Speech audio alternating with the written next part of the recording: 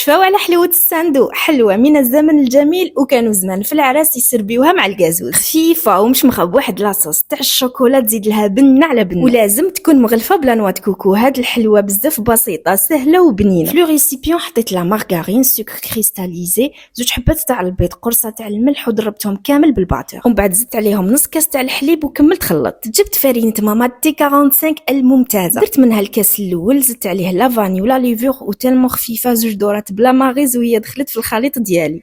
زدت منها الكاس الثاني، كملت ضفت الكاس الثاني دخلته في الخليط ديالي، خدالي زوج كيسان تاع فرينه، والخليط يجيكم خفيف كيما هذا. انا درتهم في زوج سنيوات كيما هادو تاع 30 على 10، تقدروا ديروه في سنيوه وحده تاع 30 على 20. دخلتهم يطيبوا على 170 درجه، ورحت نوجد لاصوص تاع الشوكولا. درت 200 غرام شوكولا مع كاس تاع الحليب، نحطوهم فوق النار ونقعدوا نخلطوا فيها حتى تذوب وتولي لكم صوص كيما هذا، وتقدروا تقلوها ولا تخفوها كيما حبيتوا. كي يطيب البسكويت ديالي ولازم يجيكم هكذا شويه محمر، قطعوه مربعات ولا مستطيلات كيما حبيتوا، ومن بعد غطسوه في هذيك لاصوص تاع الشوكولا وزيدوا جوزوه في لانوات كوكو حتى يتغلف كامل. ومن بعد قدموا الحلوه ديالكم اللي غير تاكلوها راح ترجعكم البنت زمان. زينها وصفه اليوم وما كاين غير ماما اللي تعرف لها.